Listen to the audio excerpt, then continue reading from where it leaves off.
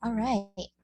Welcome, everyone, and thank you for joining us for the third episode of our webinar series, Taking on Food Insecurity with Our School Food Systems. My name is Rehan Hassan, and I'm a Master's of Science student in Human Nutrition here at UBC under the supervision of Dr. Jennifer Black. As we begin, I'd like to acknowledge that UBC's Vancouver campus is situated on the traditional, ancestral, and unceded territory of the Musqueam people. Each of you are joining us from many places, near and far, and I'd also like to acknowledge the traditional caretakers of those lands. I'd encourage everyone to take a moment to situate yourself in place. On whose territories do you currently reside?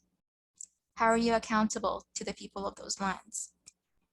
If you don't know whose territories you're on, we'd encourage you to begin that learning journey by doing some research, and one way that you can do that is by visiting this website here, native-land.ca.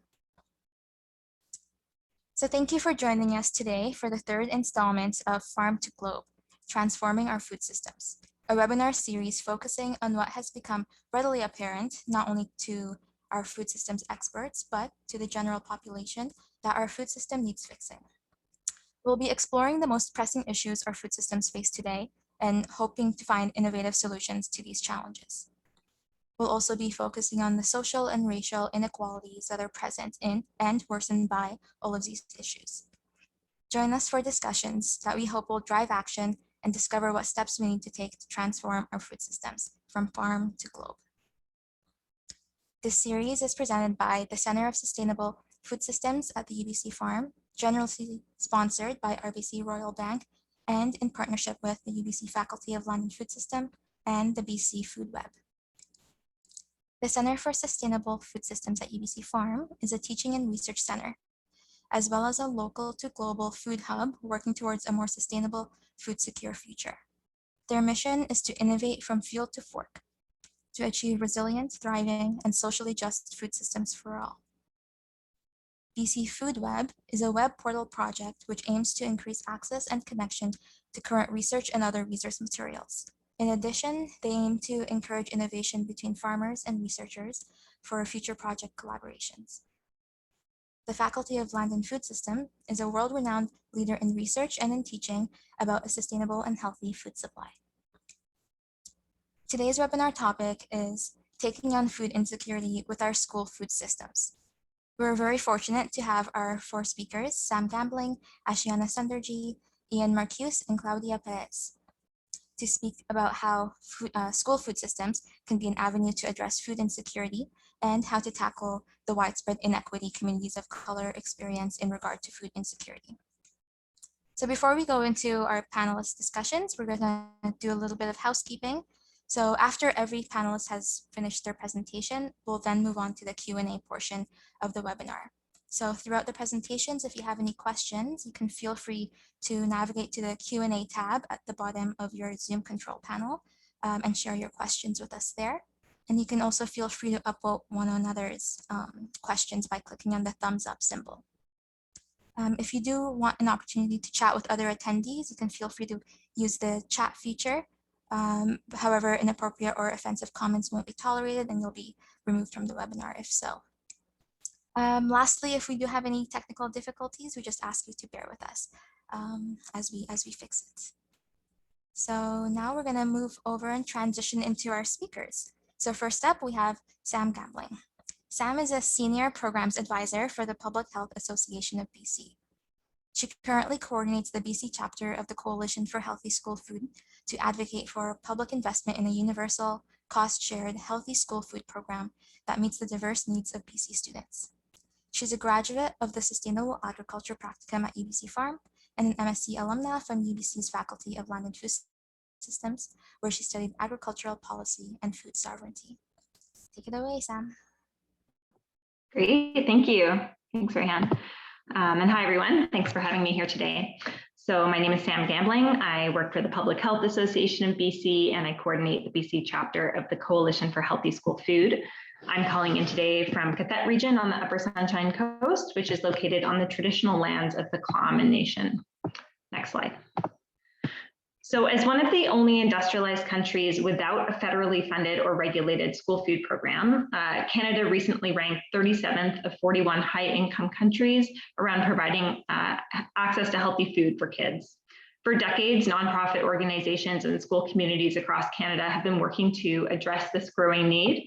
And in 2014, a small group of them came together to form the Coalition for Healthy School Food. So the coalition now has over 170 member organizations advocating for public investment in a Canada-wide school food program that would enable all K-12 students in Canada to have access to healthy meals at school every day. Next slide. The coalition's member organizations include those who operate breakfast, snack, and other school food programs across the country, as well as program funders, provincial and national health, education, and Indigenous organizations. And the logos you see on the screen here highlight just some of our 50+ member and endorser organizations here in BC. So the BC chapter of the coalition works to bring together these stakeholders from health, education, and food and agriculture sectors across the province to engage in collective action around school food, both federally and at a provincial scale. Through advocacy, research, and outreach, we aim to ensure that the federal and provincial governments are consulting and collaborating with school communities across the province and across the country in the development of a publicly funded school food program. Next slide. Thanks. So why are we doing this? As a bit of background, studies show that in BC and across Canada, children and youth consume insufficient and unhealthy diets with low fruit and vegetable consumption. Prior to the pandemic, it was estimated that 1 in 5 children live in poverty and 1 in 10 experience food insecurity. And now 2 years into the pandemic, food insecurity rates have jumped to 1 in 7 households across both BC and Canada, which equates to roughly 15% of our population. And for families with children, it's upwards of 19%.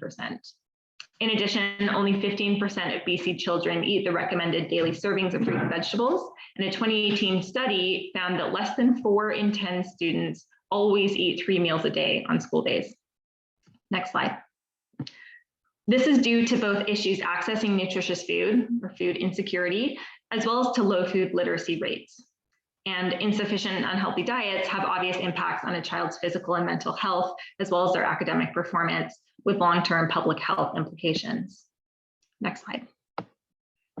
This is a real concern, or there is a real concern that children today will live shorter and sicker lives than their parents because of an increase in the rate of illnesses such as type 2 diabetes, heart disease, cancer, and other preventable diseases, most of which are closely linked to diet, including inadequate access to healthy food. And notably, these impacts are disproportionately affecting those who already experience health inequities, including those with low socioeconomic status, those with poor mental health, and Indigenous and racialized people. For example, we know that Black households are nearly twice as likely to be food insecure than white households, meaning that being racialized as Black is itself a predictor of food insecurity. Next slide. So how can school food contribute to addressing these broad, complex systems issues? Firstly, to be clear, school food alone cannot replace broader poverty reduction or anti-racism strategies to address income inequality and other institutional barriers that are the root causes of food insecurity. The Canada-wide school food program will not solve a problem of hunger. However, school food programs that support healthy eating behaviors and food literacy from a young age are increasingly recognized as a valuable health promotion policy in many countries. And combined with poverty reduction strategies, school food programs can also alleviate the burden of food insecurity, especially felt by women and families, in particular racialized families. And school food programs can be designed intentionally to level the playing field and reduce inequalities. Next slide. So students come to school hungry for many reasons, and schools, as a site for nutrition intervention and food systems transformation, offer more effective, efficient, and equal opportunities than any other setting to promote health and healthy eating. Evidence points to the value of universal school food programs, both to address poor nutrition and to encourage positive health and education outcomes in children from all socioeconomic backgrounds. Next slide. For example, extensive research from various parts of the world that compares the nutritional quality of food consumed at school that was brought from home versus food acquired through school food programs has found that school food programs provide healthier food overall, regardless of the socioeconomic status of child participants. And school food programs have been linked with positive impacts on children's physical and mental health, including reductions in behavioral and emotional problems, reductions in bullying, aggression, anxiety, and depression, as well as fewer visits to the school nurse. In addition to benefiting health and dietary behavior, school food programs have been shown to improve critical food literacy skills that support local agriculture and promote sustainable food systems. Next slide. So what exactly is a school food program? It refers to a program that, or a school food program refers to any widespread program that provides food to students at school every day, usually regulated and funded at a national level. Today, 6 of 7 G7 nations have a national school food program that's at least partially funded or regulated by the federal government. Today, Canada remains one of the only industrialized nations without a school food program. And there's no one way to run a school food program. So around the world, they differ in the type of food that's served, or who prepares the food, or how it's integrated into the curriculum and the school culture. Here, there's a couple photos of school food programs in Japan and in France, where in both countries, students sit family style and they share food together in their classrooms. And in both countries, the lunch period is seen as an educational period, the same as math or reading. Students learn how to prepare and serve the food and clean up their meal afterwards. Next slide. So just because there's no national or provincial funding or regulation for school food in Canada or in BC, it doesn't mean that school food programs don't exist. In terms of the current landscape of school food in BC, 75% of school districts report having a meal program in at least one school, and that's probably a low estimate. These programs are run at a classroom, school, or school district scale, and they often rely on parents, nonprofits, or other members of the school community to develop and fund. So here's 3 examples of how school food programs are designed and delivered. In one example, they're designed and delivered by the school district, like in New Westminster's school district's Fuel Up Nourishment program, which is a district-wide lunch program. Or they're designed and delivered by individual schools, like a salad bar program here on the left in Horsefly, BC, which manages parent volunteers and external funding sources. Or programs are designed and delivered with nonprofit involvement or NGO involvement, such as this intergenerational cooking and lunch program called Kindy Buddies, which is run in collaboration with Shoe Swap Food Action. Next slide. So there's hundreds of individual school food programs across the province. I know Ian and Asiana are going to give some specific examples of what this might look like on the ground, but I do want to note that over the last couple of years with this pandemic, families, school districts, and community organizations have had to quickly pivot their activities and their funds to ensure that students still had access to food during this time of heightened food insecurity. And in fact, during COVID, some school food programs ended up taking a role of emergency food relief for the community. I think Ian may speak a bit more to this in the next presentation. Next slide. So currently in BC, most school food programs are funded at least in part through provincial dollars through Community Link, which is a funding stream administered by the Ministry of Education. Community Link is designed to support the academic achievement and social functioning of vulnerable students, which means that the funds can be put towards food programs, but they're also intended to cover academic supports, counseling, youth workers, and after-school programs. So unfortunately, there's a lot of competition with other important school resources. In addition to provincial funds, 81% of school districts also rely on charitable funding. And depending on the capacity of the school or the community, this might come from grants or donations. You also see a lot of partnership with local farmers, restaurants, and grocers. And sometimes you'll see school districts use a cost recovery model where the parents pay for some or all of the meal, while in other cases, parents would speak to a school principal to request a free or reduced cost meal for their child. Next slide. So because of the competition in funding and the different capacities between school districts and individual schools even, school food programs really differ in the type of food that's served or the program's connection to the curriculum or the community, the number of students who are eligible to access this food, whether or not they have a kitchen, the types of infrastructure, the delivery model, and so on.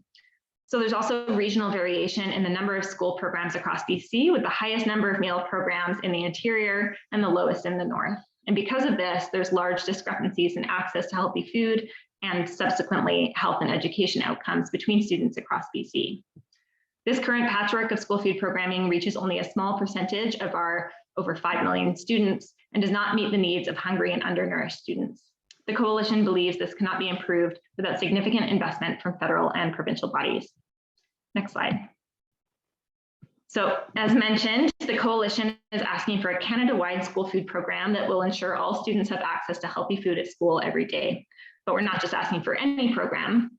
Members of the coalition are advocating for a high-quality program that meets certain guiding principles based on best practices identified by researchers and school food practitioners.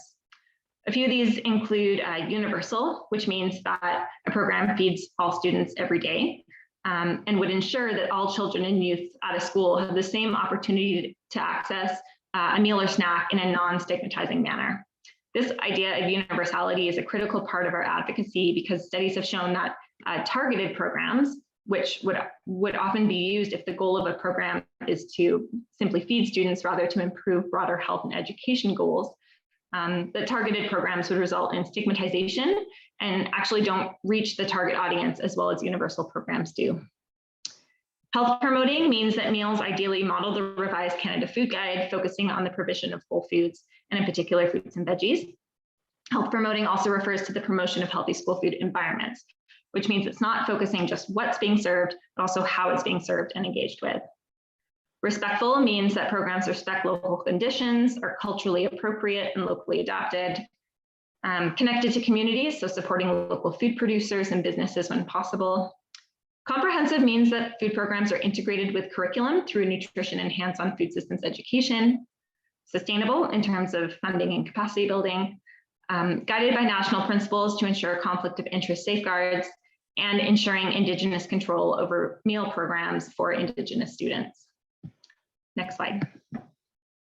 So the coalition's advocacy for this type of school food program, one that's universal and focused on broader health promotion goals rather than strictly focused on feeding students, has been positively received by stakeholders and elected officials across BC and Canada. And I don't have time today to dive into where we're currently at with regards to advocacy, but I'm happy to speak to this during the Q&A if there's time and questions there. But I did just quickly want to note 3 things that the BC chapter of the coalition is asking from the provincial government. So firstly, to invest in school food pilot projects in collaboration with school communities across BC to develop or expand programs that meet the coalition's guiding principles. 2, to create a dedicated provincial school food fund, distinct from existing community-linked funding, which, as I mentioned before, competes with other priorities. And 3, to assemble a multi-stakeholder provincial school food task force to inform the development of pilot projects and support the long-term planning of a province-wide school food program.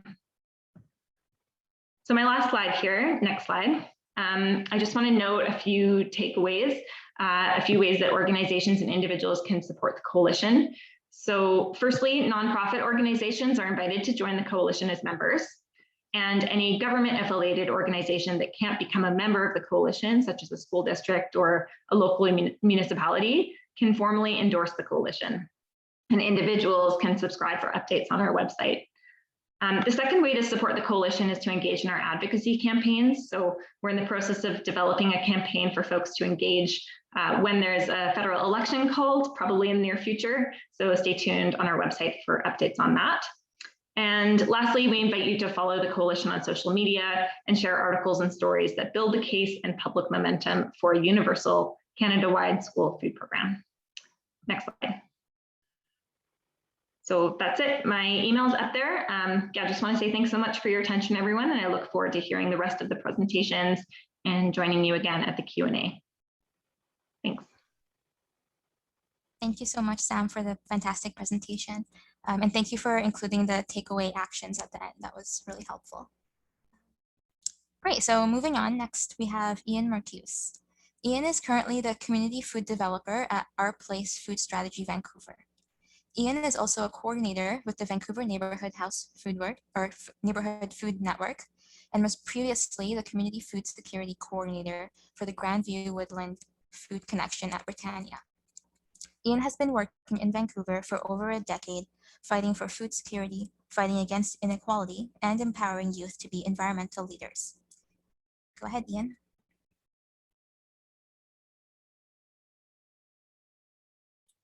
Hi, everyone. Thank you so much for having me today. I'm really pleased to be here. I trust you can all hear me. Thank you, Sam. The Grandview Woodland Food Connection is pleased to be a coalition partner as well.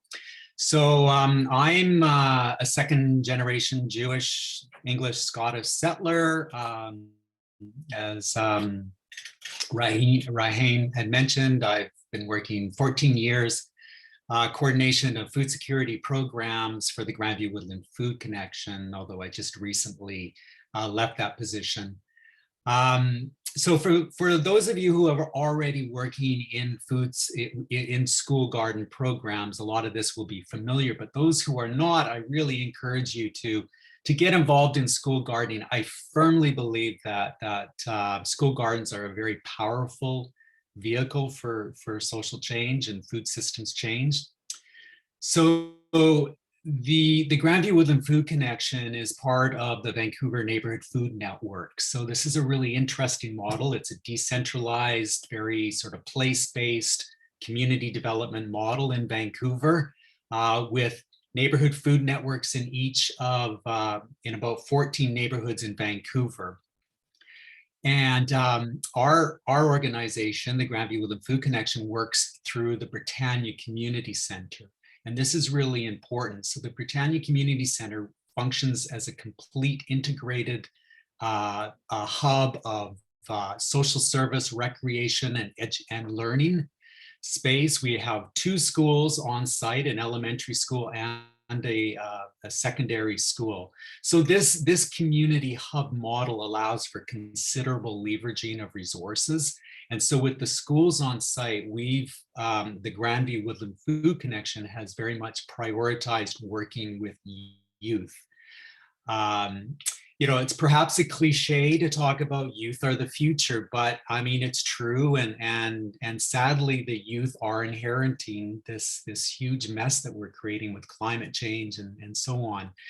And so I really believe, it's important that youth are better prepared for what lies ahead. And teachers and students alike are really looking for meaningful, hands-on engagement. And especially from COVID, we're creating new opportunities to expand outdoor learning. So our gardens, I'm just going to share. So we have 3 gardens on site. They encompass approximately 10,000. Whoa, what is going on here? Sorry. Whoops.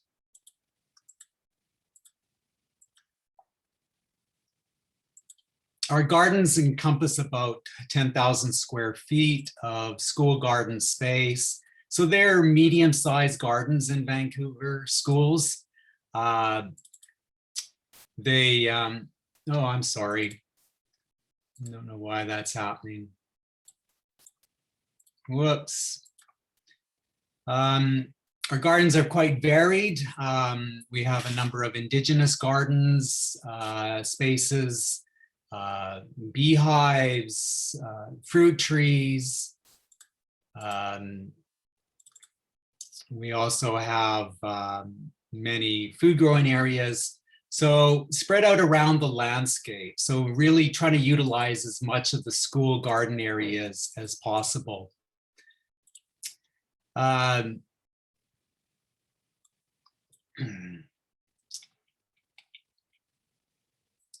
So most of our work has an equity focus, although whether through a political lens or a food access lens. And in the gardens, I think of equity in a couple of ways. One, we prioritize working with youth who face systemic barriers in life. So working a lot with classes So some of the alternative classes, we have a high number of Indigenous students at Britannia due to the high amount of Native housing in our neighborhood. In fact, Britannia has the highest number of Indigenous students in the city, a lot of newcomer youth. And so we're ensuring that these students have these extra opportunities. And we're very in tune to their particular experience and creating opportunities for empowerment and leadership through the garden program. And secondly, gardens allow us a very real world example and so many great learning opportunities to discuss food system inequities. So we gain awareness of food as a basic human right by growing food ourselves. And we can also explore the many ways in which food is deeply commodified. And we learn that food growing is a revolutionary act of defiance and autonomy. So there's so many great opportunities that we can, or great conversations that can be had around growing food. But our gardens are not about addressing food insecurity, as Sam has said. We're about skill building, education, healthy eating promotion, and engagement. That's what I believe is what really builds long-term community capacity and resilience that supports healthy community food security. And yes, increasing equity generally. Our gardens also provide like really tangible opportunities to bring forward ideas around decolonization work, as social justice and equity understanding. So all our teaching is grounded in an acknowledgement that local food growing provides a critical alternative to the Western dominated agricultural systems, and even more so an opportunity to connect with, and again, in very tangible ways, to place, to the land, and to the cultures and people that depend on this land, in a way that protects and nurtures the land for future generations. So over the years, we've engaged many Indigenous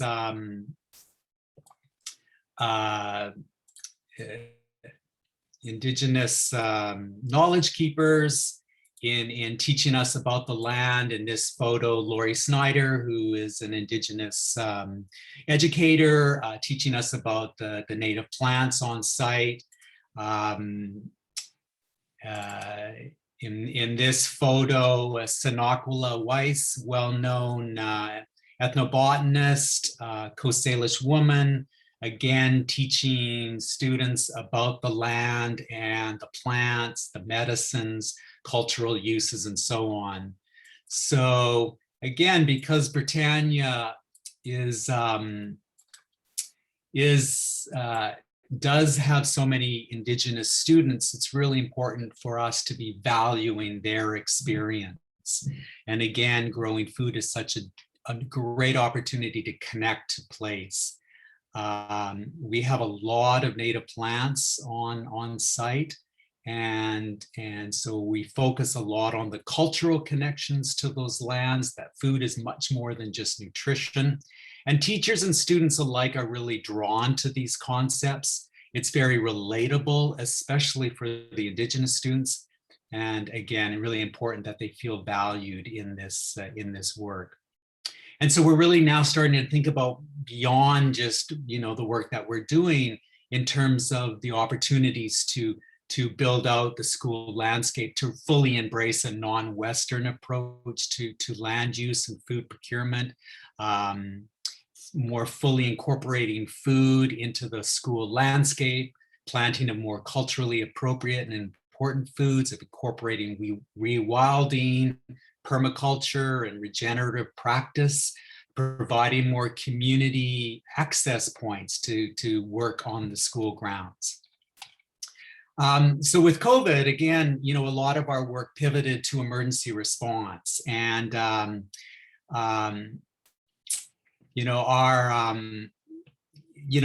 initial COVID in the early days, as we know, the city shut down, and immediately, though, with this shutdown, we felt this priority. There were a lot of families that were simply cut off of food supply, food access.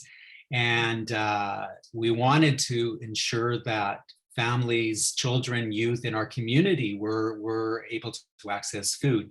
So there was no existing plan by the city or the government. So we stepped in and started doing emergency food relief. The schools maintained a takeout lunch program, a backpack program, just ensuring that those youth did have access to food. But again, that was not our role, and that should not be our role to be dealing with food insecurity issues. But we were well positioned to do that work because we're place-based. We have the relations, we know the families, we know the kids. We were able to deliver the food in a very effective way. So again, because our work is very relationship-based, as say opposed to food banks, which I guess have their place. But again, this really highlights the need for a universal food program, as Sam was talking about. And we're also especially talking about poverty reduction programs and effective state-sponsored social programs. But it is interesting that the schools, again, and those of us who are doing community work, grassroots, in place, we're really well positioned to be doing this emergency food work. But again, back to our gardens and thinking longer term food resilience. And I would argue that we've seen a palpable shift in the culture in our gardens. It's hard to measure, but the gardens have brought a vitality to the garden space by simply creating beautiful spaces, creating land awareness and appreciation. We're seeing youth and teachers spending more time in the gardens, using the gardens as classroom space. Certainly schools play a big role in building community through food security. But school gardens also, I mean, there's a lot of space on gardens, on school grounds to expand food growing opportunities. For example, so here in Vancouver, can you see this photo? So we have this large field here that's completely unused. So one of our visions is to really build out these these areas to grow more food, and thinking more about incorporating food growing into regular school curriculum. So these schools have offer a huge opportunity to address, mitigate, and adapt to these crises by utilizing space, by creating new classes and programming around all the issues around food growing, animal husbandry, beekeeping, food processing, greenhouse technology, and so on and so on. So schools absolutely can play a critical role in addressing both equity and skill building and capacity building overall. And again, we'll hear from Fresh Roots, another very innovative program, which has further shifted the school learning paradigm. So I'll pass it over to our folks at Fresh Roots. Check out Grandview Woodland Food Connection on the net. We've got lots of great photos of our school gardens. Love to share more with you, but I'll leave it at that for now. Thank you very much. Thank you, Ian, so much for your presentation and for sharing those pictures. I think it really puts the words into pictures and we can actually see what you've been talking about. So thank you. I'd like to remind the attendees to feel free to write some questions in the Q&A box as we go through our next two presenters. So next up is Asiana Sunderji. Asiana is a rising sophomore studying neuroscience, physiology, and human geography at the University of Toronto. She has experience in teaching diverse groups of youth in many different capacities, such as hydrotherapy, swimming, competitive dance, anti-bullying, and most prominently, through Fresh Roots, farming, food systems, and sustainability. Asiana's TED-Ed talk about finding identity through community service has been published on TED-Ed's YouTube channel, and she has also been published on the internationally renowned TED-Ed blog. She's led the marketing team of a creative collection that strives to uplift underrepresented artists. Off to you, Asiana. Hello, everyone. Thank you so much for having me today. I'm very excited to be here to talk about a charity that helps students learn about food systems and become acquainted with the farm-to-table cycle of food. My name is Asiana and I'm a soil facilitator here at Suwalk School, where I'm calling in from. Suwalk School resides on the unceded ancestral and traditional lands of the Coquitlam First Nations. Fresh Roots works here out of Suwalk and with soil in 2 other locations in Delta and Vancouver. Fresh Roots is a charity that works with many organizations in the community to educate on the topic of farming and food systems. The portion of this charity that I'm involved in is the soil program. So, sorry. What is the soil program? Soil or Sustainable Opportunities for Youth Leadership is a program that connects youth with the food that they are eating to the land that it comes from. 6-week program that allows youth to explore garden and forest work, vegan cooking, food systems workshops, and leadership empowerment. It is an opportunity that provides youth with a stipend at the end of the 6 weeks, so it's very accessible. It's not like many programs that charge youth to participate in, and it's something that helps them build their resume and their pre-employment and volunteer skills. So it's a great and accessible opportunity for so many youth in the Lower Mainland. It also provides youth with a space to grow both food and as individuals. So a little bit about me and my history with soil. I joined soil as a participant in 2019 because I was drawn to the opportunity to complete an environmental science 11 course credit, which is one of the elements of the program. And I really thought that I was going to pursue science, which I ended up doing. And I wasn't sure which avenue of science that I wanted to pursue. So I thought trying out all the different types of sciences that weren't conventionally offered in high school was a great benefit. And that's why I was drawn to soil. However, I really enjoyed the program as a whole and all of the aspects that I'm going to be speaking about shortly. And that's why I ended up coming back in 2020 as a mentor. And then this year in 2021 as a facilitator. And I've been able to help with my colleagues curate workshops that have helped with food literacy and teaching youth about the full process of having food from farm to table, which I'm going to be sharing right now. So here I'm talking about how Fresh Roots and soil specifically teaches youth about farm work, harvest, market, vegan cooking and vegetarian cooking, community outreach, leadership and food system workshops, and how all through this and experiential learning, they are able to receive an environmental science course credit. So I have a little timeline here that kind of shows what happens when you plant a seed. So when you plant a seed, you're going to have a seedling, you're going to water it, you're going to start doing plant maintenance, and we learn how to care for native and invasive plants and weed and take care of plants. And then when it comes time to harvest the vegetables, we get to harvest the vegetables, which is a very exciting thing that I'll touch on later. And then we get to package or preserve the vegetables depending on what our plan is with them. And we also have marketing workshops that we teach the youth how to sell these either preserved vegetables or the packaged vegetables. And then we get to sell them at market. Or if we don't end up selling them, we get to cook them and use them for our community eats program and share them and bond over a really great meal. So the first step on this little timeline here is farm work. And so I included seeding, plant maintenance, and harvest. Farm work for me was probably the newest skill that I picked up through all of my time at Fresh Roots. I really learned how to go from seed to maintaining the soil, to harvest, to watering, to pest control. Here at Suwalk, we actually have a native plant nursery. So we do a lot of plant ID and teaching youth how to identify and distinguish between native and invasive plants so that they're able to know which plants should be removed in order to focus the energy onto the plant that we're trying to grow and that's trying to thrive.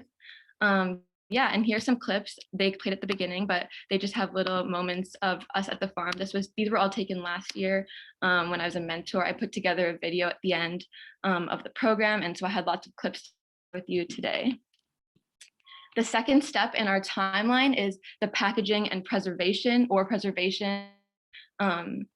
step. And every week on Wednesday mornings, we have a harvest. So the youth get to harvest the vegetables, which is part of the farm work. And then they get to learn how to quality control and package. So here in this left corner, we have them spinning salad, getting all the water out of the salad, and then putting it into bags. We do the weighing, we do the recording, and we keep track of what we've been taking out. So this is teaching them how to really like maximize their growth in the garden. And since the past 2 years, we've actually been working through COVID. We've also taught them COVID safe ways to farm, which is a really great skill to have, especially right now when we're trying to sell food during a pandemic.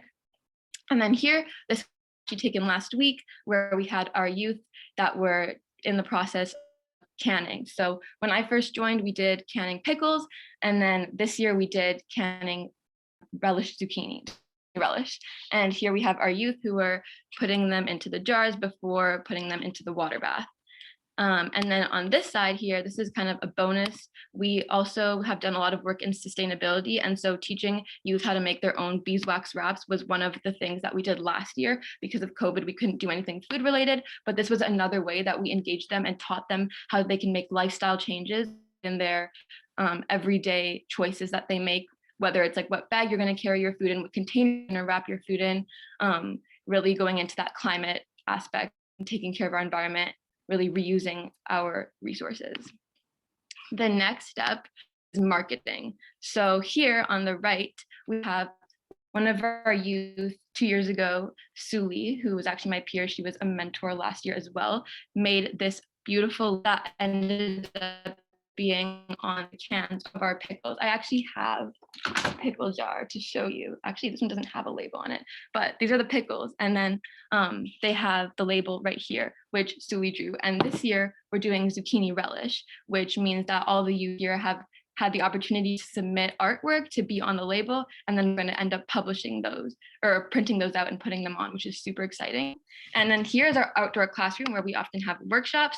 And this was us talking about how we were going to market our beeswax wraps that we had last year. And I think this is Katie, one of our other youth, drawing some bees on the chalkboard and kind of making everyone laugh. She was naming all of the bees after people in our team, which was very fun. Finally, out of this timeline, we have the selling. So every Thursday here at Suwalk, it's 1432 Burnett and Coquitlam. If you're ever interested in stopping by, we sell veggies from 3 to 7. And our youth get to learn how to engage with customers, and they get to learn how to really sell the products. I know since we have a native plant nursery, we often bring customers back and show them all the native plants. We give tours. We also have a forest here at Suwalk and an orchard, and the customers are always super excited to see the orchard and even sometimes the forest, where we have educational signs that we've been working on. So it's been really great to engage the community and kind of branch out from just our farm here. Also, I'll say about market, it's a great way for the youth to not only gain confidence skills, but also bond with each other, because it's quite long and you're often sitting there for quite a long time. And it's a really great bonding experience, as well as pushing people out of their comfort zones. And also an educational piece, because a lot of the times we are doing the work and identifying the plants on our own, but then when you have to explain to a customer what is this vegetable and like what can you do with the vegetable, it really shows your knowledge and it really helps you grow as a ambassador for the program. Then if we don't sell the vegetables or we're not planning on selling the vegetables, we have a program called Community Eats, and Community Eats takes place twice a week, and we get to cook lots of yummy vegetarian and mainly vegan food. Sometimes there's cheese on the side for youth who do eat cheese or any like plant, like meat products and stuff, but we never have meat here. But they're all like full, wholly balanced meals, and that demonstrates how easy it is to create a diverse diet, even if you decide not to eat meat, which is kind of promoting that climate aspect again.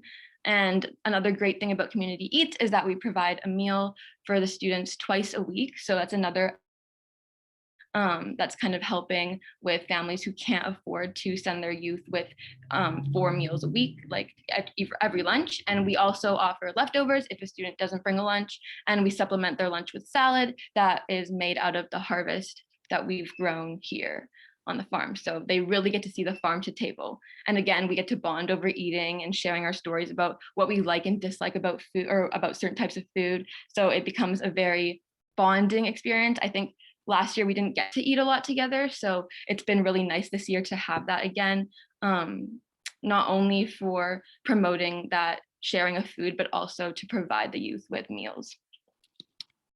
And then finally, This was mainly my first year before COVID. We got to go on field trips every week. We called them community days.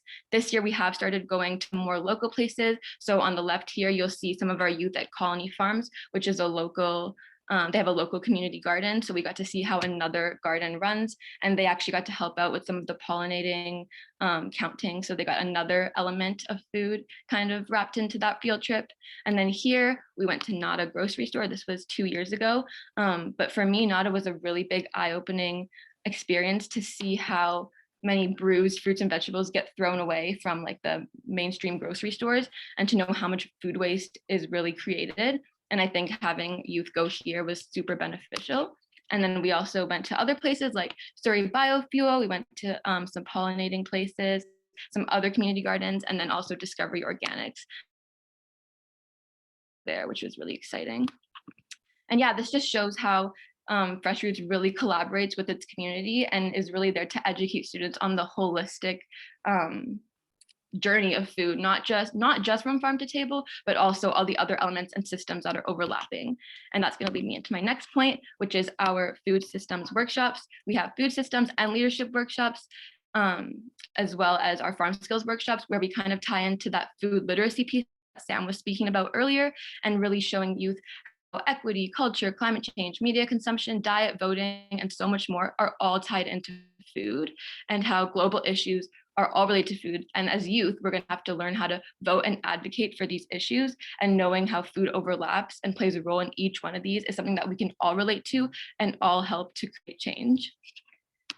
And yeah, thank you so much. I've included the Fresh Roots logo and a few ways that you can connect with me. Thank you so much for having me. I look forward to hearing the last presentation. Yeah. Perfect. Thank you so much, Asiana. That was an incredible presentation. It's really great to get the youth perspective and hear a little bit more about what some programs are doing here in BC. Great. So finally, we have our last presenter, Claudia Perez. Claudia has a master's degree in integrated studies in land and food systems from UBC and a bachelor's in social communication. She's a mestiza woman originally from Chile. Her participation in several research projects regarding food security, gender participation, food systems, and food sovereignty in Indigenous, national, and international contexts have provided her with the invaluable opportunity to gain an overview of the issues that the systems confront. Currently, Claudia holds a dual position as a BC Regional Lead for Farm to Cafeteria Canada and Community Animator for Farm to School BC Surrey Hub. She also acts as a research coordinator for the Digging into the Farm to School movement SSHRC project, led by Dr. Tamara Soma in partnership with SFU and Public Health Association of BC. Off you go, Claudia.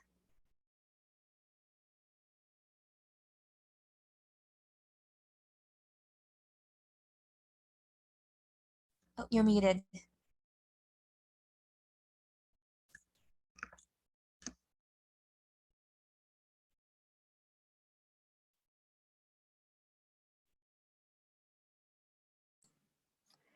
Sorry for that. I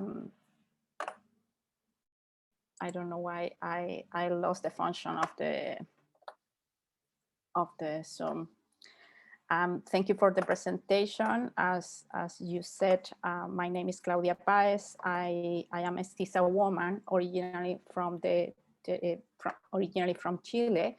That is a country placed on the unceded and ancestral territory of Quechua, Collas, Atacameño, Mapuches, and many other indigenous peoples.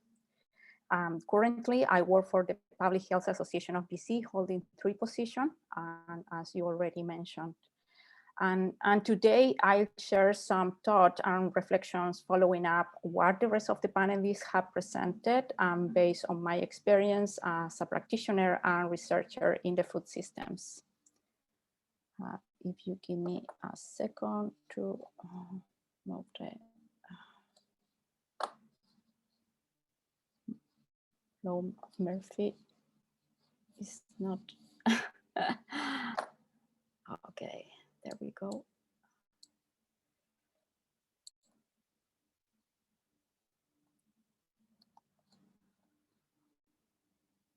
Okay.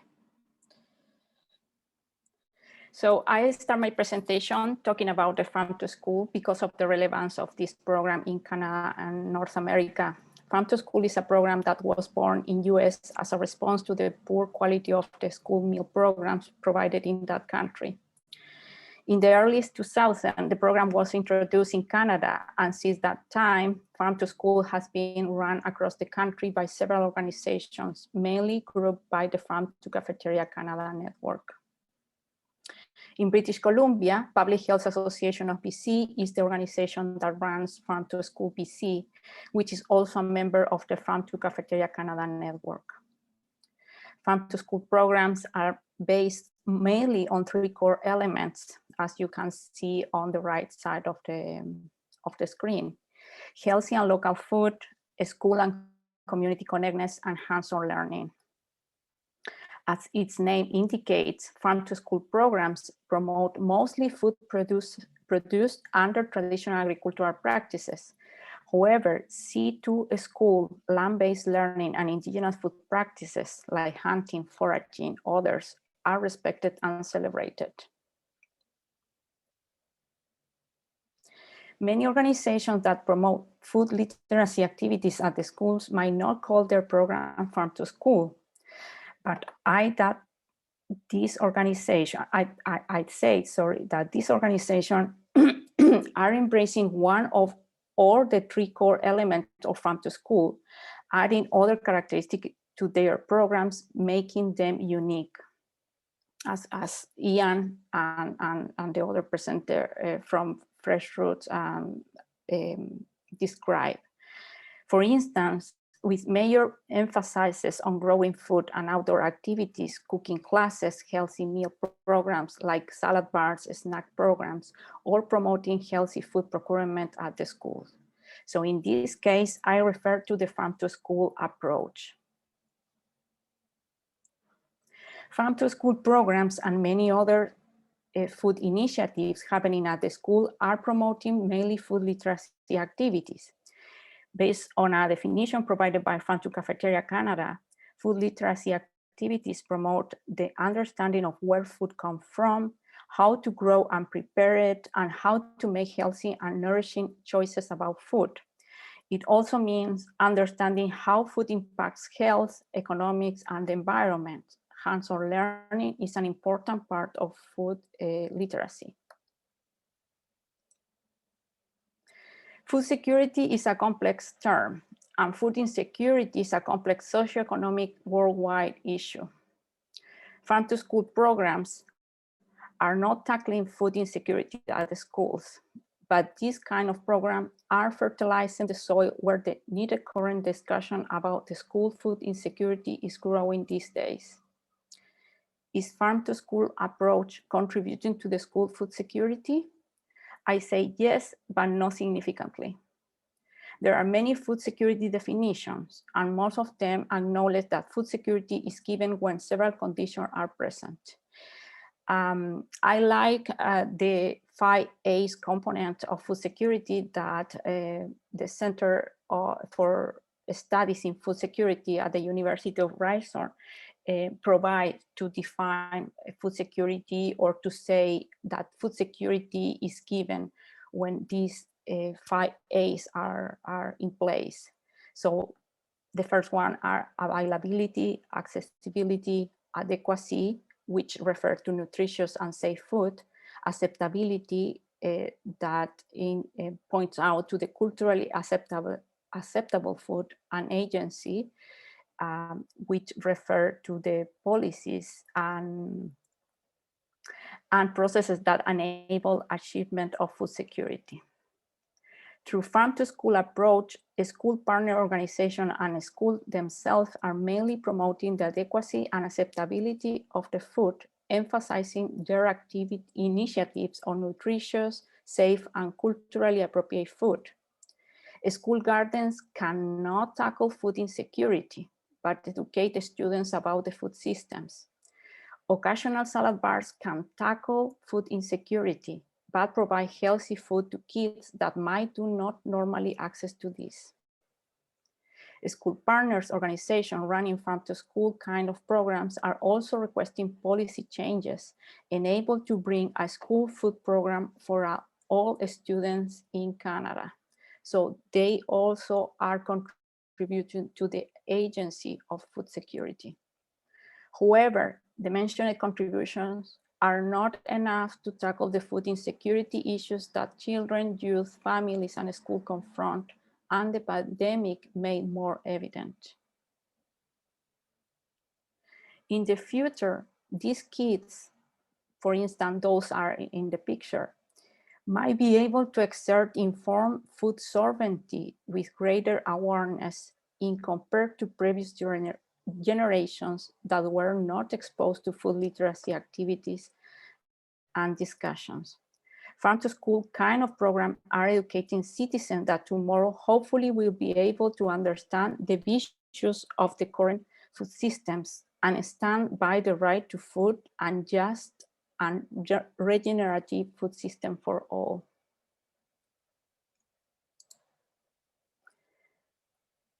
Food sovereignty so begins with education.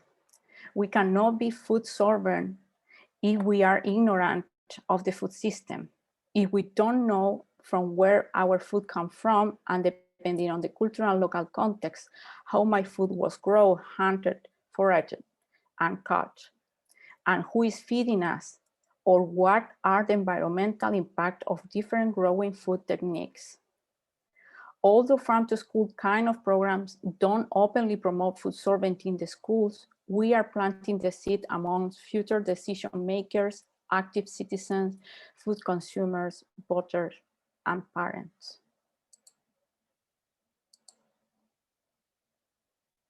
As we know, schools in Canada don't have the mandate to feed kids during the school times. So during the pandemic, a school with food initiative did only their best. And I would say as a parent that that was a lot. Besides the Ministry of Health protocols, a school district had their own protocols. And in some cases, school district protocols were more restrictive than those imposed by the public health authorities. In the practice and during certain months, salad bars and other meal programs that normally are run with the support of volunteers couldn't be delivered because third persons were not allowed to come into the schools, or because food couldn't be shared beyond specific student cohorts. Some other schools were allowed to prepare and share food, coming first with their own safety plan. This is the case of Aspen Park Elementary. That is the school that you can see in the picture. And you see the poster behind the volunteers celebrating their work. A school district that normally ran meal programs at the schools were in a better position to keep running their programs during the pandemic as they work with centralized catering companies. When the schools were closed, thanks to the school district volunteers and staff, they delivered food to students outside of specific school hubs. And this is the case of the Surrey School District where I work in one of my positions. So to summarize, farm to school approaching and kind of programs are cementing the basis for the universal school food program. And this movement is led and run mainly by women. And normally we forget to mention the gender fact. And here I mention it and highlighting it. Organizations running school food initiatives are currently shaping the Coalition for Healthy School Food. They are providing the activists and supporters and testimonies coming from the schools. And this is one step to support the food security element, which is the agency. A school with a strong, healthy, and local meal programs rely on the support provided by community partner organizations that work on food security initiatives.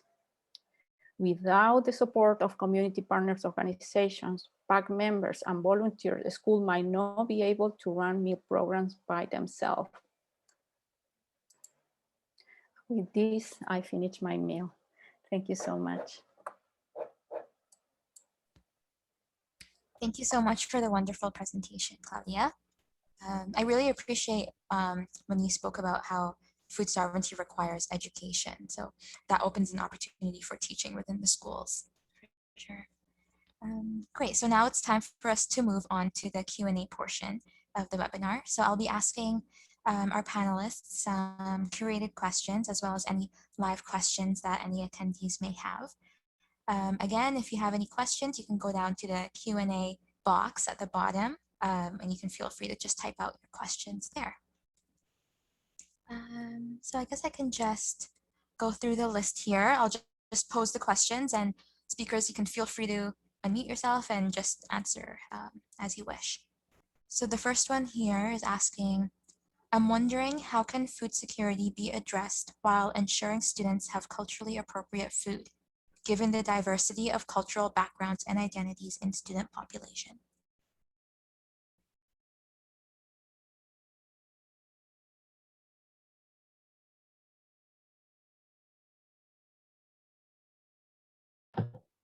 Yeah, I wonder, I almost want to ask Ian or Asiana to speak to this as kind of program practitioners.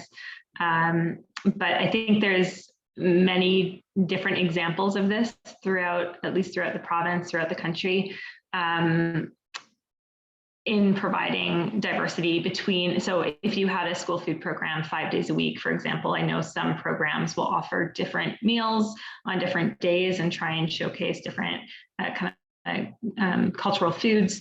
And then I know in BC, like focus, well, across Canada, focusing on Indigenous food systems. And there's some really lovely examples from Haida Gwaii, for example, where students go out and harvest seafoods and learn how to prepare wild foods and cook with wild foods, and just very intentional programming that takes a lot of effort, I'm sure, on behalf of the practitioners, but there's some great examples out there that I could point people to if that's of interest. But yeah, I'll pass it over to Ian maybe.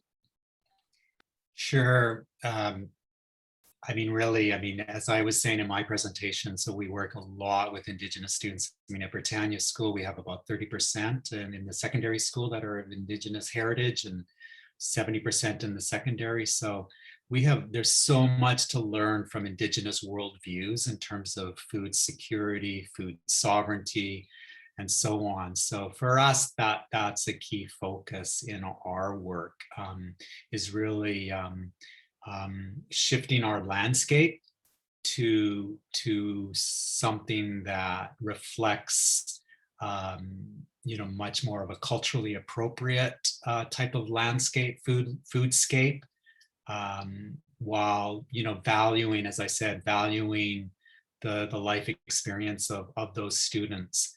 But not just the Indigenous students, we have a lot of newcomer students. So really ensuring that they have opportunities to share their experience and what's meaningful in terms of food, their own food cultures.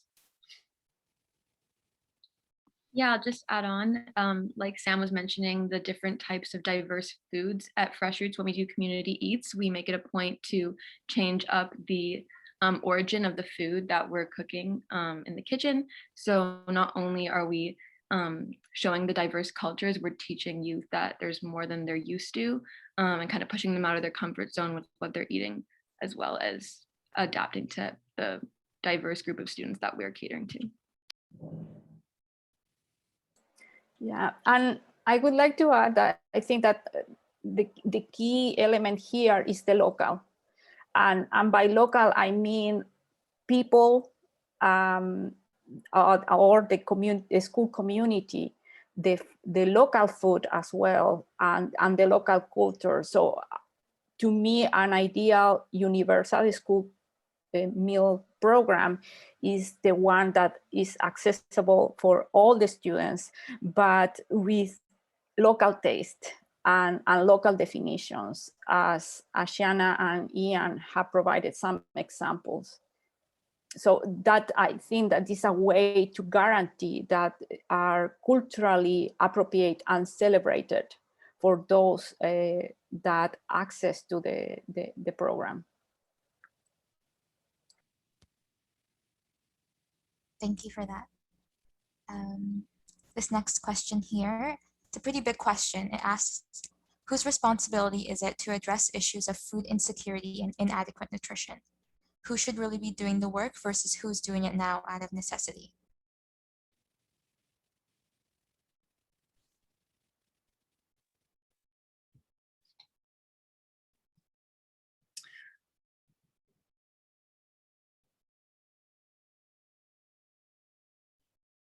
Okay, I'll jump in.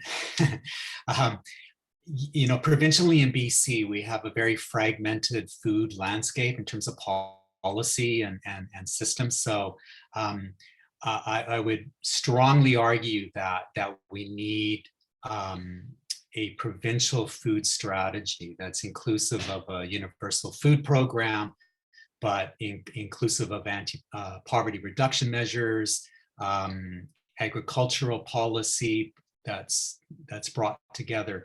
But there is a role for the government level to be coordinating food systems in such a way that can address food insecurity.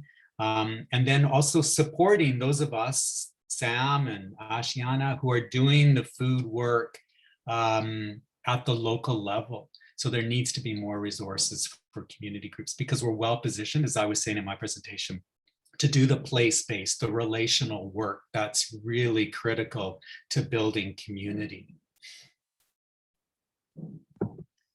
Yeah, I would agree, and just add that there's a lot of jurisdictional confusion around whose responsibility it is, especially around school food systems, whose responsibility it is to feed students at school.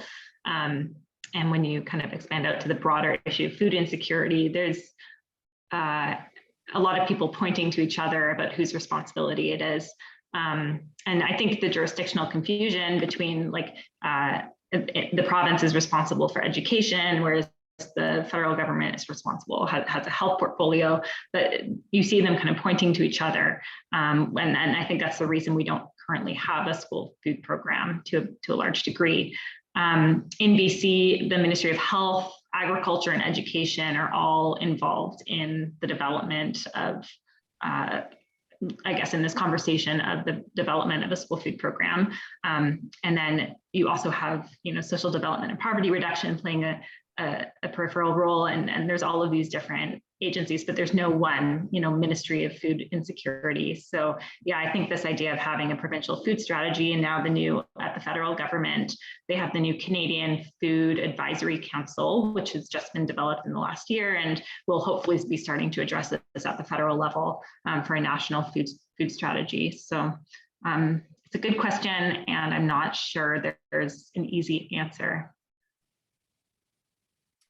I mean, I've heard that there's an interministerial food table provincially, but I don't know what's happening. I mean, they're not communicating with those of us at the grassroots. I have no idea where it's at, though I've heard there's something in play at the provincial level. If anyone has any other information, I'd love to hear.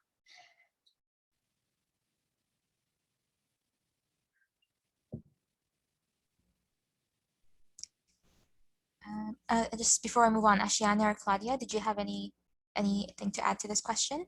No, I think that Sam and Ian are referring to the point pretty well. I'd like to know the answer. I want to know who the one person is that we can talk to. I think that is the task, the pending task, because we don't have something, there is something absent.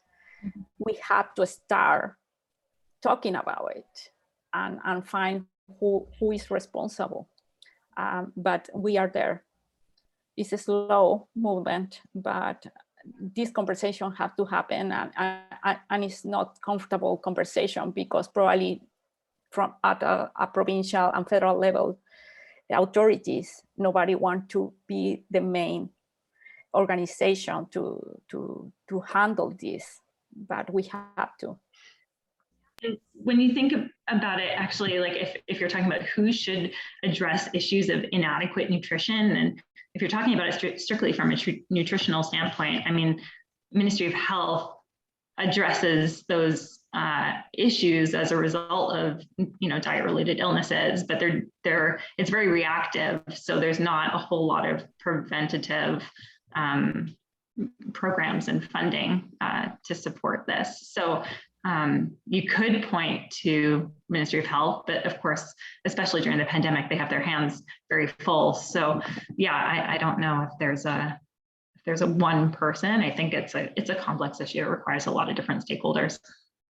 Yeah, I think a lot of different factors that go into food insecurity and malnutrition. And so they're like pointing fingers because there isn't one sole factor that's causing it and one sole responsible person. I don't think there can be one sole responsible person because of the different factors that are going into. Yeah, that's a good point. I mean, back to the Ministry of Health. I mean, they want to fund us to do food security work to build health and well-being generally, but they're not wanting to fund us to do food insecurity work. And those are very different things. And from a health perspective, the Ministry of Health is not interested. I mean, that's in their mind, that's a poverty reduction issue. So again, you get into these siloed approaches to food security. And that's quite similar to this next question that I'll be posing. It asks, how can we support school food programs to address other issues like nutrition / fruits and vegetable intake or education without conflating it with action on food insecurity? There is need for income-based anti-poverty policies to address food insecurity. I think framing, so the Coalition for Healthy School Food really frames school food programs as a health promotion policy. And I think keeping that framing and that framework of school food programs is an important, way to shift the idea of school food as addressing from food and a food insecurity initiative to more of this broader health promotion and education program that supports health and education outcomes. So I think it's about the conversation around it and the culture around it, and making sure that that is kind of front and center in all of our dialogue to ministry staff. And like I said, it's been really well received in conversation with stakeholders. And people generally get that this is bigger than just food insecurity, and it's not adequate by itself to address food insecurity. So I would say that conversation piece, but yeah.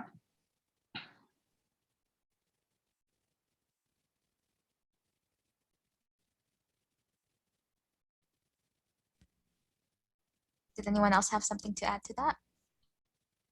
But for sure, schools have a huge role to play. I mean, the schools, in terms of education and literacy and skill building, schools are where it's at.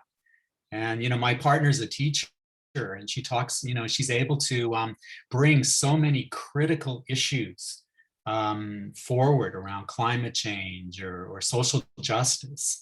And I really believe schools are, as I said, a very powerful, a way to bring these issues forward, working with youth. And I love it. I working in the school system has been probably the most joyful and most interesting aspect in our work, for sure, by far. And it sounds from Asiana's presentation that the youth really enjoy it too. So it's not like a course or a school program where it's just like math handouts, right? It's like a whole enjoyable process for everybody who's involved. Yeah, it's super experiential, and it gives them the land stewardship and the responsibility, so they feel very empowered. And yeah, also going off of what Ian said, I think school systems have a really great role in this, and if they use it properly and educate their students on it when applicable, then it can be super helpful to help them become food literate and be able to address the problems later on and be aware.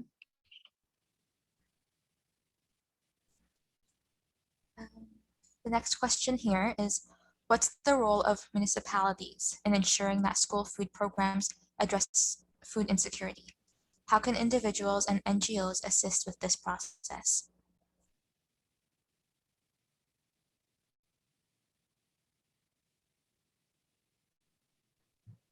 I don't want to always jump in first, but I'll share first and then I'll pass it over.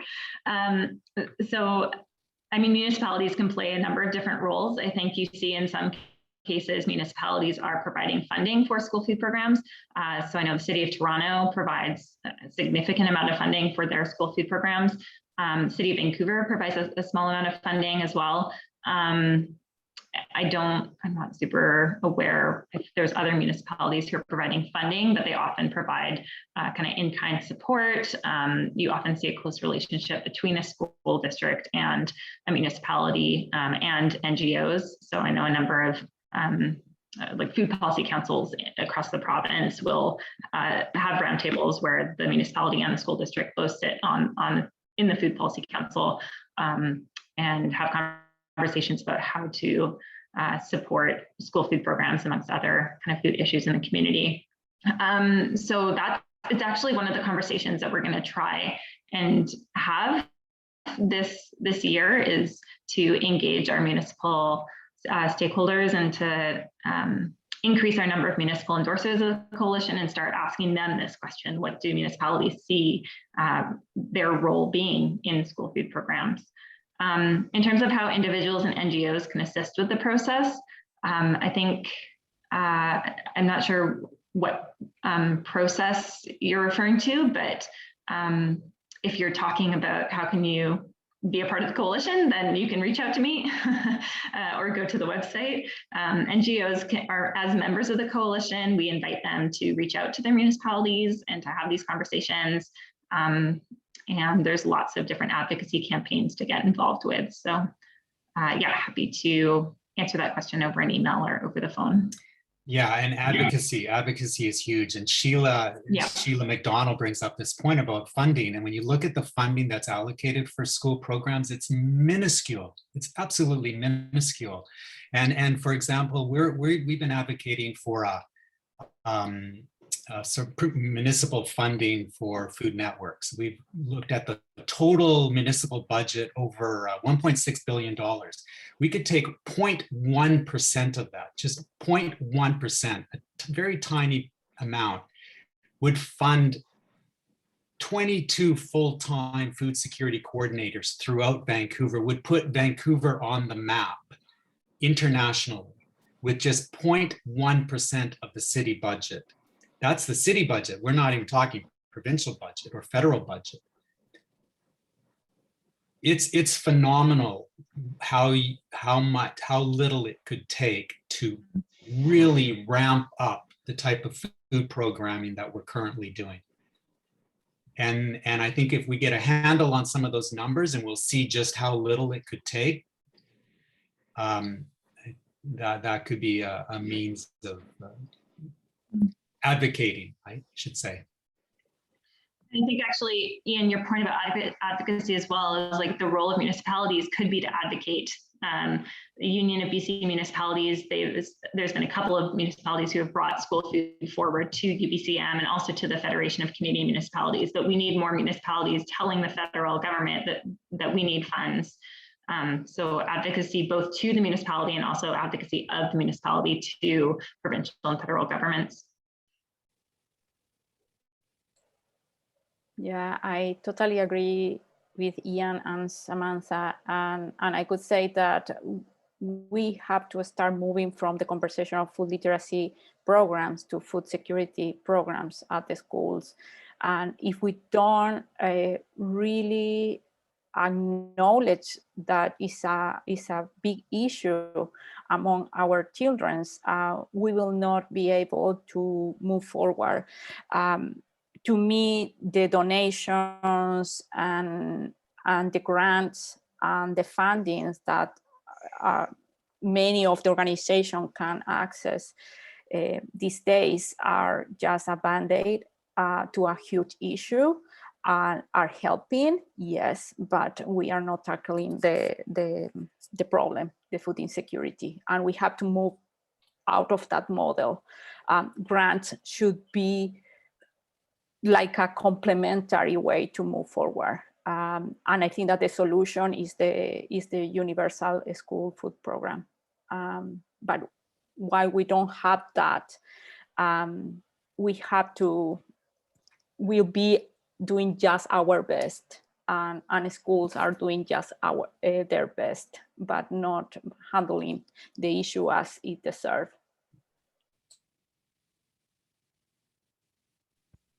Yeah, what I'm hearing is this advocacy piece is really important, and we need to keep on advocating continuously, right?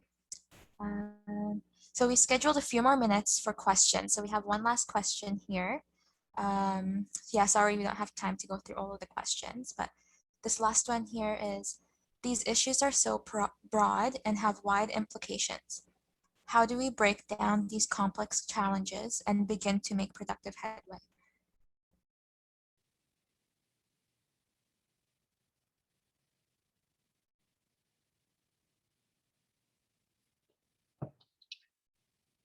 Well, I say start at the ground. Start growing, get involved in schools, get those gardens going, help with food programs. Just start little by little, small steps. And then, of course, building broader coalitions for sure. So from the very, very local grassroots, hands in the dirt, right up to policy change, there's tons of opportunity to get involved for sure.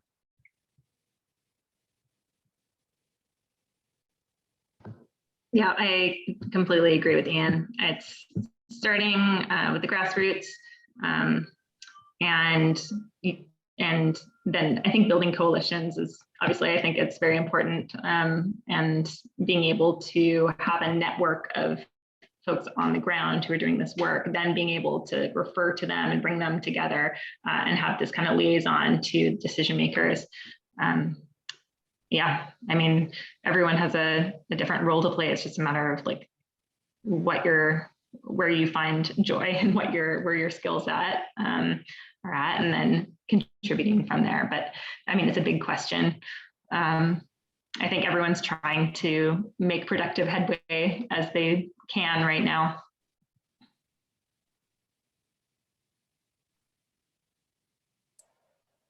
Yeah, and I would say also that as voters, we have power. We sometimes underestimate that power. So for who you vote, it matters, and make your authorities accountable. And if you are a parent, talk to teachers, talk to the schools. Many of the schools that don't have an good meal programs rely on restaurants, and sometimes kids eating just pizza or sushi during the week, and I think that we can do better at the school communities, and also at a bigger, higher level, and join the coalition and learn about these issues affecting the families and children.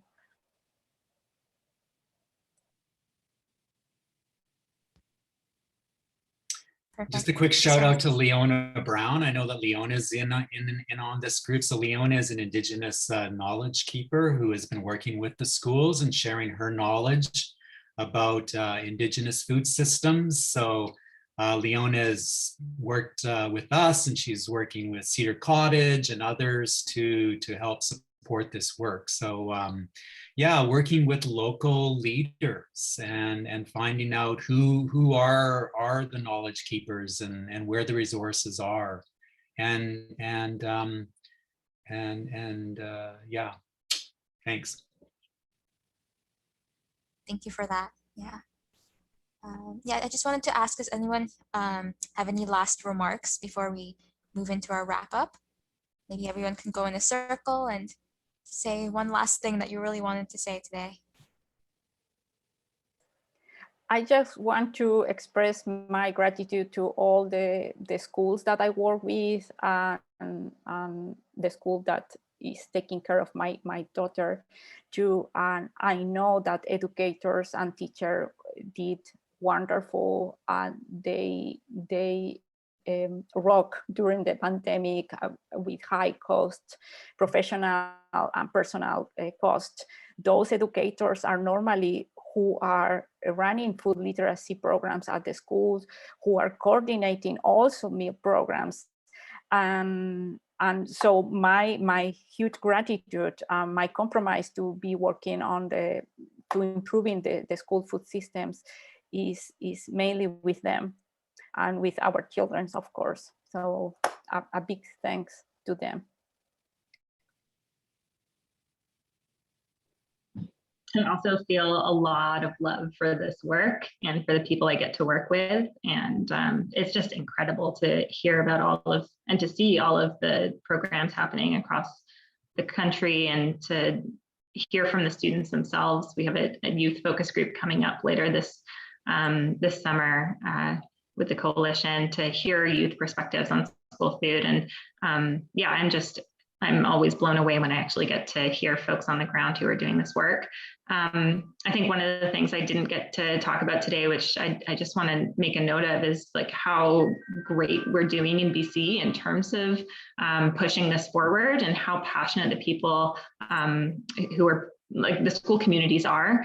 And it's really showing in terms of like having school food in our mandate letters for Ministry of Education and Agriculture, and actually starting to see these steps forward. So it's slow and bureaucratic, but I feel like we're on the right path, and I'm really excited to see this happen, see what happens at least in the next 4 years. So yeah, gratitude to everyone doing this work.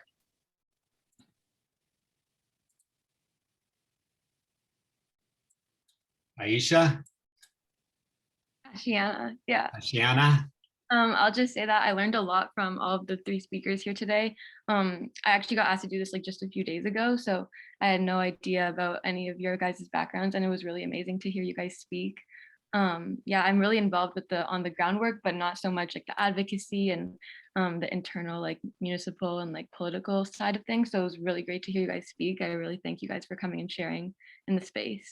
Thank you. I just want to share one more photo real quick. I think what gives me the most heart is when students tell me that the experience of growing food makes them want to be farmers.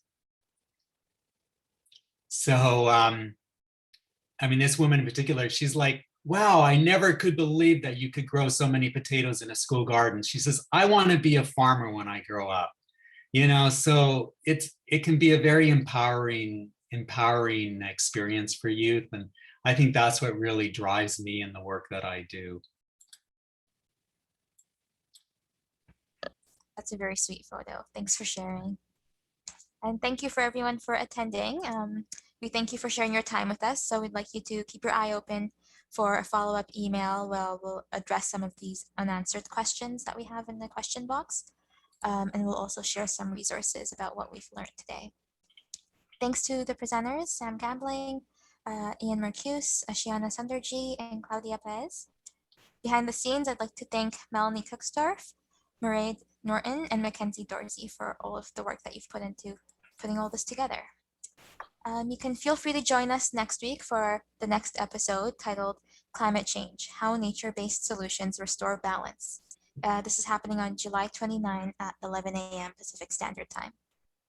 And lastly, let us know what you thought about today's webinar. We're going to direct you to a short survey after the session, and we'd appreciate if you could provide some feedback on that. And feel free to visit ubcfarm.ubc.ca. Yep, thanks again for joining us, and we look forward to continuing the discussion. Have a great afternoon. Thank you to you, Rayhana. Bye.